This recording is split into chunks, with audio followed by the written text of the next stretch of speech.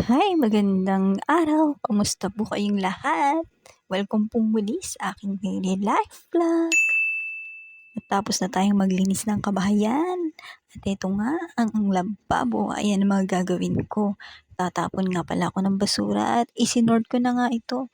Makatapos yan, nagugas ako ng kamay ko. Oh. At ito na nga, inandahan ko na yung pakukuluin kong liempo para sa ulam. Pakuluan natin 'to sa loob ng isang oras at eto nga naghahanda na ako. Ngayong araw ay maglilinis nga pala ako ng banyo at napakadugyot na, amoy lumot at eto nga sige kuskus ang inday niyo. Hirap talaga kumita ng pera at naghugas muli ako ng kamay ko. Ayan, nagsaing naman ako. Maaga tayong magluluto para naman iwas sa kainitan ng panahon at napakainit nga 'pag manananghali. At ito nga bago kong na-discover, napakaginhawa pala ng may ganito sa murang halaga. Air cooler mist fan nga pala ang tawag dito.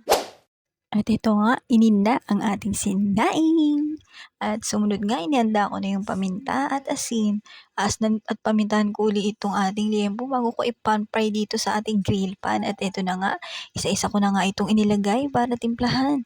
Medyo madali naman ang aming ulam ngayon kasi malambot yung karne kasi nga ang tagal pinakuluan. At ang sarap na ito pagka naprito. Bahagya ko lang itong ipiprito, hindi ko na susunugin kasi nga parang wala nang nakakain 'pag nasusunog, napakalutong masyado. Tama lang, medyo soft. Gusto rin naman nila 'yan at eto na nga, babaliktarin ko 'to at sa kabilang side ilalagyan ko ulit ng paminta at asin at hahayaan ko 'tong mag-light brown at mamaya ay puwede na 'tong hanguin. Mabilis ang ulam para sa pananghalian. Salamat big time pa rin po sa patuloy niyong mga suporta at pagsubaybay sa aking mga vlog.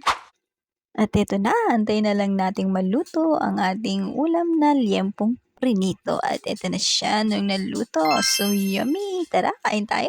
Papakanin kita.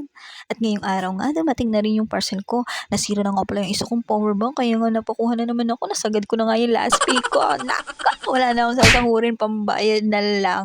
Pero okay lang. Marami naman nakinabang doon sa mga nakuha ko sa last pay. Mga pamangkin ko. And the rest is mine. Of course. Siyempre ako magbabayad, no?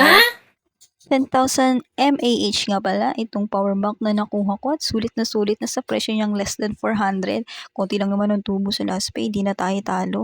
At sana'y tumagal, digital nga pala to, may power display na digital kaya nakakatuwa. Sulit ang bayad kahit paano.